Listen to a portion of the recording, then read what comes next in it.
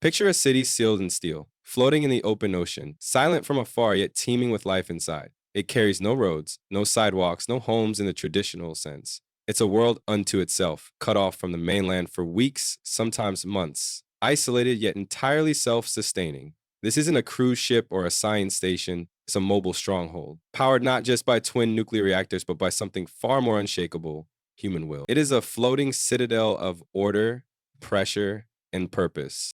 This city is a United States aircraft carrier, an engineering marvel, a war machine, and most importantly, a community of 6,000 sailors, men and women from across America, some just 18, others veterans of multiple deployments, live shoulder to shoulder within its walls.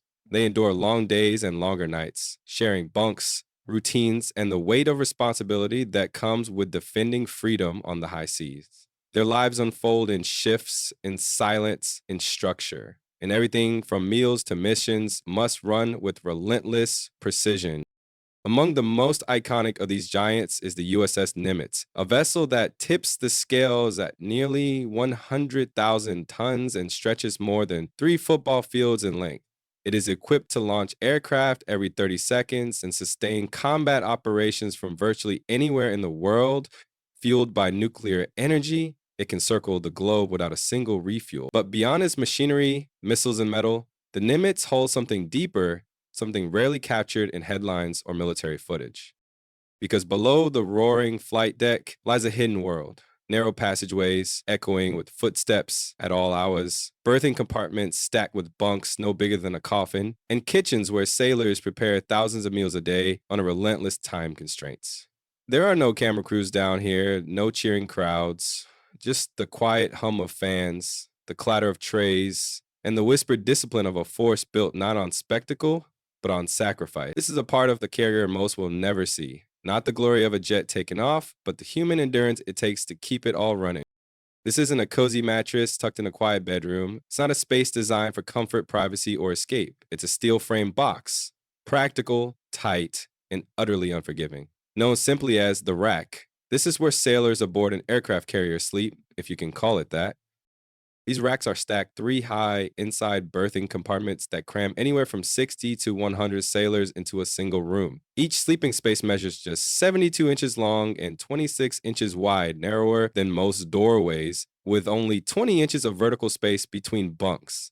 That's less headroom than the average suitcase. There's no sitting up, no rolling over freely, no stretching your arms. Once inside, you're sealed off by a curtain and cold steel, encased in darkness, surrounded by the soft chorus of breathing, snoring, and the endless hum of machinery echoing through the hull.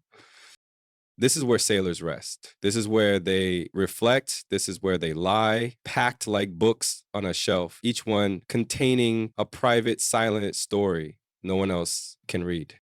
Storage space is minimal. Each sailor is issued a pull-out bin beneath the bunk and a tall, narrow locker not much larger than a carry-on suitcase. In that tiny footprint must fit an entire life at sea for up to 9 months. Multiple uniforms, boots, physical training gear, hygiene kits, electric razors, shower shoes, socks, extra socks, and more socks. If there's room left, maybe. There's space for a deck of cards, a stash of protein bars, or a folded up photo of someone waiting back home. There are no drawers, no closets, no shelves to hold clutter. Everything has its place. Everything has a system. Because in a world this tight, order isn't a preference, it's a necessity.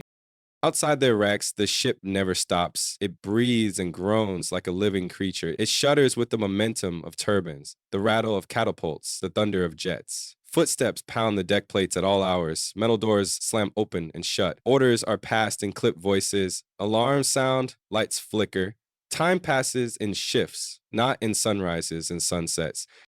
Sleep is rationed, time is borrowed. For many sailors, it's 2 or 4 hours at a time, caught between one duty and the next. And still, the body must adjust. The mind must adapt. Even the most junior sailors, barely weeks out of high school, learn quickly how to survive in this world. Within days, they're rising on command, dressing in silence, lacing boots in the dark, and navigating narrow corridors like second nature. Their transformation doesn't come with fanfare, it comes quietly with repetition, grit, and the silent pride of belonging to something bigger than themselves. Even aboard the Navy's most advanced aircraft carrier, the $13 billion 0 cents USS Gerald R. Ford, personal space remains a rare commodity. Officers may have staterooms with small desks or lockers. Senior leadership may get a bit more legroom and a door that closes. But even the most powerful person aboard does not sleep in luxury. There are no king-size beds, no spa bathrooms, no plush chairs. Function comes first, always. Comfort comes only after the mission, and often not at all.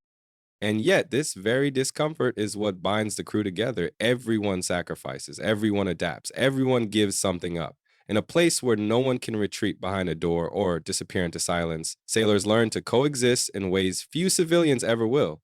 They rise in unison, they eat in shifts, they move with purpose and rhythm, adjusting their entire lives to the tempo of the ship. And over time, this shared hardship doesn't create division, it builds something deeper, it builds respect. Because when you've slept just inches away from someone for 6 months straight, when you've heard them breathe, seen them exhausted, laughed with them over instant coffee at 3 a.m., you don't just know their name. You trust them, you rely on them, and when the unexpected happens, that trust becomes unbreakable. It's here. In the low light of berthing compartments, in the hush of narrow passageways, in the synchronized movement of people operating as one, that some of the most endearing friendships in the Navy are formed. Not in the chaos of combat, not in the spotlight, but in the stillness of survival, in the shared silence of sacrifice. Now imagine this. It's 500. You've just been shaken awake after a restless 4-hour sleep shift in a cramped steel rack. Your body aches. The fluorescent lights are already humming. The ship is alive with footsteps overhead, muffled voices, and the distant thrum of turbines that never stop turning. You pull on your uniform in silence, slip into your boots, and step out into a narrow, dimly lit passageway lined with bulkheads and buzzing with activity.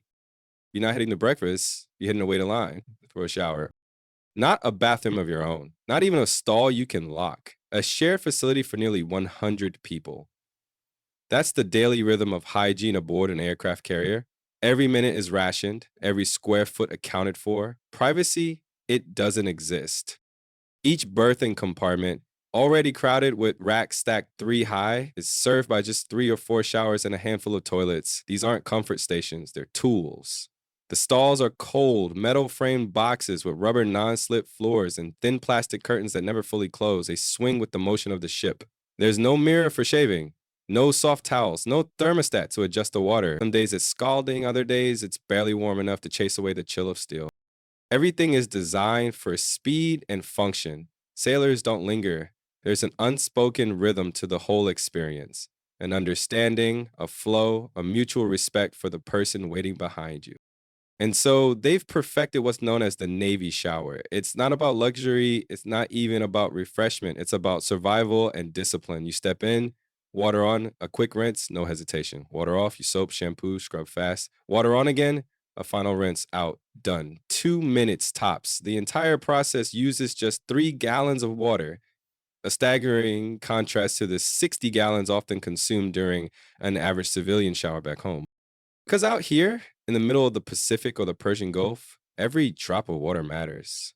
When land is hundreds of miles away, the ship's independence isn't just a luxury, it's a necessity.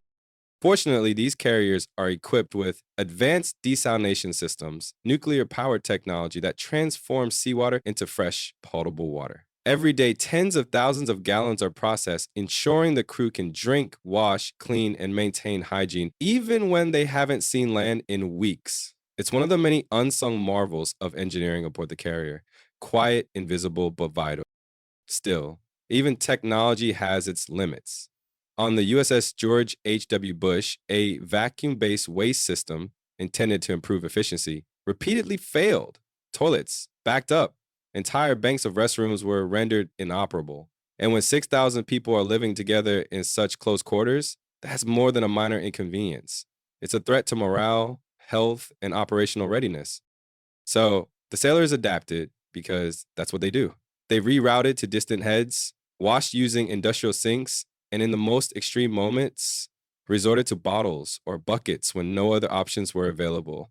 There was no complaining, no chaos, Just calm, creative improvisation under pressure, carried out with the same focus and quiet resolve that defines military life.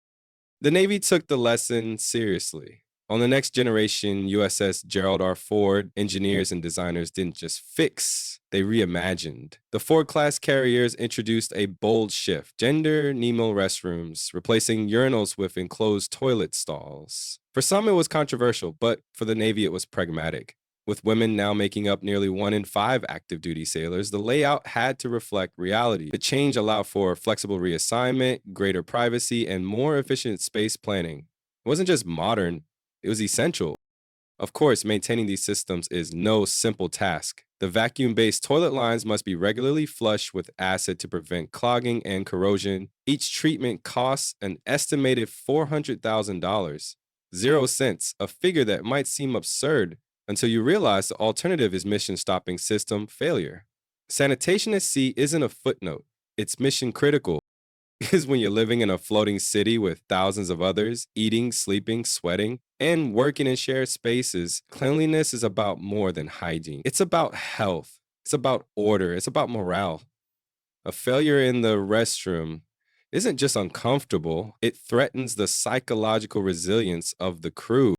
And yet, even under these strains, sailors maintain remarkably high standards. Uniforms are pressed, boots are shined, hair is regulation. Showers are short but regular. Sink counters are wiped clean, spaces are kept neat.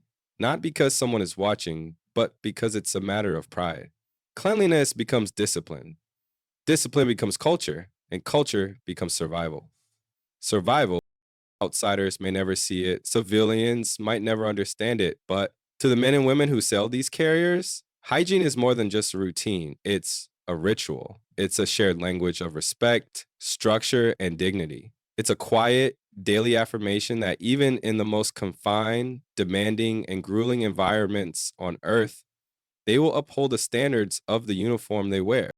Aircraft carriers don't sleep. They breathe. They pulse.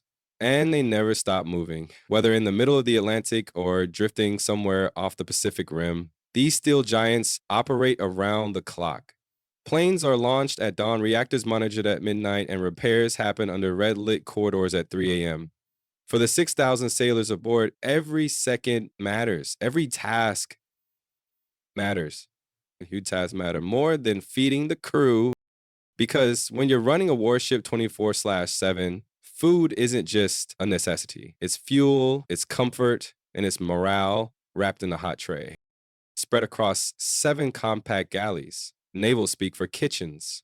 A small army of 114 culinary specialists rises before dawn and works past midnight to keep the carrier fed. Together, they prepare over 17,000 meals each day: breakfast, lunch, dinner, and midnight rations. There's more meals than many large hospitals or universities serve. And there's no skipping a beat, no closing early. The operation must run like clockwork day after day, month after month. During missions like the USS Harry S. Truman's deployment to the Eastern Mediterranean, where it launched operations against ISIS, Chief Petty Officer Naomi Goodwin led one of these teams. Her culinary crew worked around the clock in narrow, sweltering kitchens. The task was massive, each person preparing more than 150 meals daily while meeting strict standards of nutrition, sanitation, and speed. There was no margin for error, no time for rest. And the raw numbers? Staggering. 1,600 pounds of chicken per day, 160 gallons of milk, 30 cases of cereal, 350 pounds of lettuce, all used in a single 24-hour window. Every 7 to 10 days, massive replenishment ships rendezvous with the carrier to deliver between 400,000 and 1 million pounds of supply. These operations, called underwear replenishments, are timed to the minute and conducted while both ships are moving through the sea. A single miscalculation could delay delivery, risking not just empty stomachs, but compromised readiness and morale. But food on a carrier is more than nutrition. The galley is a sanctuary, a morale center, disguised as a cafeteria. It's where sailors briefly shed stress, gather with their team, and feel human again, if only for 15 minutes at a time. That's why the Navy goes beyond the basics. Taco Tuesdays aren't just tradition, they're psychology. A little familiarity can ground a sailor thousands of miles from home. On special nights, the crew might enjoy a Mongolian grill modeled after places like P.F. Chang's, and when it's someone's birthday, the team pulls out all the stops.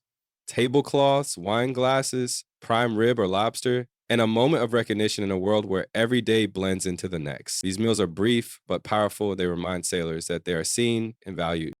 No matter the rank, everyone eats well. Officers dine in the wardroom, a formal setting with assigned seats, polished utensils, and structured mealtime conversation is calm and composed, reflecting the gravity of their responsibilities. Chief petty officers eat in the chief's mess, a respected space filled with mentorship, leadership, and decades of service. The majority of the crew, the enlisted sailors, eat in massive, bustling galleys. These cafeteria-style dining halls are filled with the hum of laughter, clanking trays, and camaraderie. The setting might differ, but the standard doesn't. The food is hot, the portions are generous, and the respect is consistent. And the commitment doesn't stop when the sun sets. Because for those just finishing the night watch or about to begin it, mid-rats, midnight rations, are always ready. It might be eggs and hash browns or leftovers from dinner reheated and served with care. It's not glamorous, but it's a lifeline. A moment of warmth in the cold hours of a long shift. It tells the sailor walking off the deck at 2 a.m., you matter. You're not alone.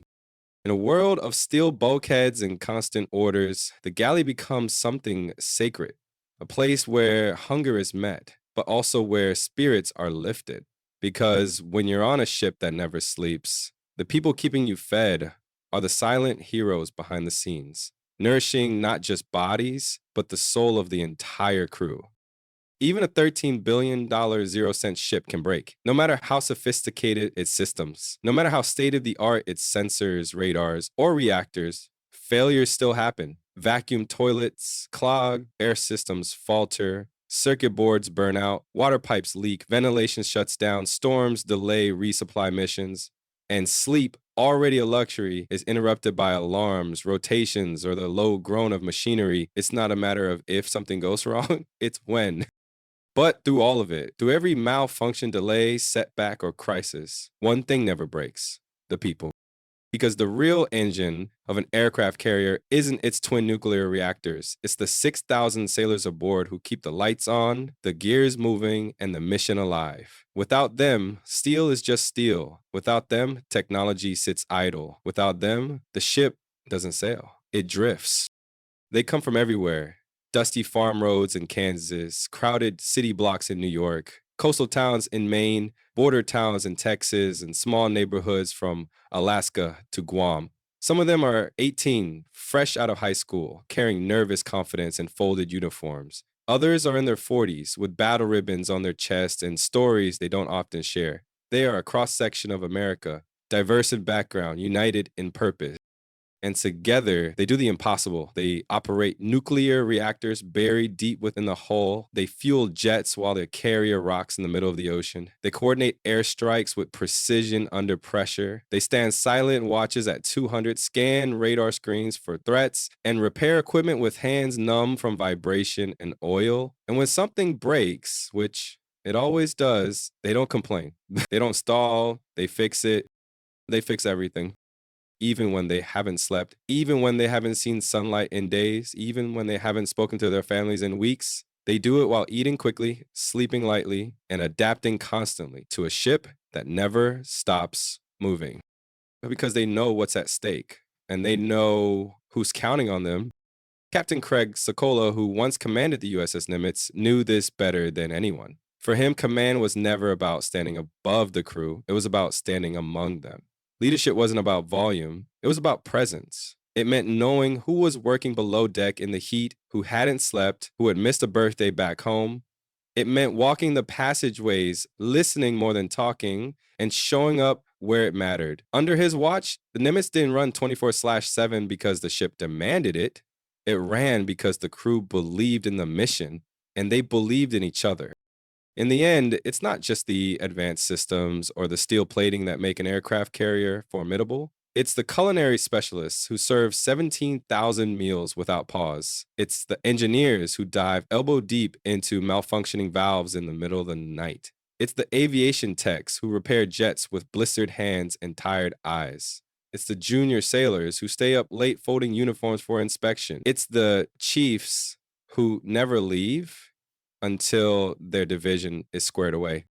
Every rack made, every watch relieved, every tool returned to its place, every catapult calibrated. It's a rhythm, a ritual, a discipline, an unspoken symphony of effort where every person is both a performer and a conductor. It's not glamorous, it's not easy, and almost none of it is ever seen by the outside world, but it's essential, it's sacred. They may never make headlines, they may never be recognized beyond the still walls of their ship, but they are the ones who turn a floating slab of metal into something alive. They are the heartbeat of the carrier, the steady hands that keep America's shield above water, the quiet force that never falters. So the next time you see an aircraft carrier on the news, jets launching into the blue, arresting wires catching steel, radar dishes sweeping the sky, don't stop at the surface. Look beyond the power. Look past the fire and flight. Look deeper. Look down beneath the armored deck where the jets roar and the cameras turn, and you'll find a city of Americans living in steel. Not just working, but enduring, adapting, sacrificing. They sleep in racks smaller than most bathtubs, stacked 3 high, with only 20 inches of clearance and a curtain for privacy. They live without windows, without weekends, without the space to stretch their arms fully while dressing. The rhythm of life is dictated by bells, shift rotations, and operational tempo, not by personal preference. They share showers, 4 for every 100 sailors. They eat in shifts, fast and focused, while engines hum and orders echo overhead. Birthdays are celebrated in passing, holidays marked by memory. The comforts of civilian life are left behind the moment they climb that gangway. And still, they do it every single day. They do it not for applause, not for fame, and certainly not for ease. They do it because they believe in something larger than themselves. Because someone must keep the engines turning, the jets flying, the freedom defended. They do it for their shipmates, for their mission, for the flag that flies above them, and the families who wait for them back home. These carriers may be worth billions of dollars, filled with the most advanced systems on Earth, but their true power comes from the people walking the passageways below deck. The machinist mate who hasn't seen daylight in a week. The culinary specialist who starts cooking at 400 to feed the crew before flight ops. The reactor technician monitoring levels with unflinching focus. The young sailor from Ohio or Texas or Guam who joined just months ago and now moves with practiced precision through steel corridors that never sleep. They are not often seen. They don't make headlines, but without them, nothing moves. No aircraft launches, no radar tracks, no mission completes. They are the heartbeat of the ship. The spirit behind the steel, the reason 100,000 tons of metal stays alive in the middle of a vast and restless sea. So when you see the headlines, the launches, the might of the US Navy on display, remember this. America's greatest strength is not in its machines. It's in its people. It's in the 6,000 quiet professionals who rise before the sun, sleep in metal bunks, and give everything they have, not because they're asked to, but because they choose to. They are the quiet hands beneath the flight deck, the unseen force holding the line, the reason freedom still sails with confidence under the stars and stripes. And they are what truly makes the United States Navy not just strong, but extraordinary.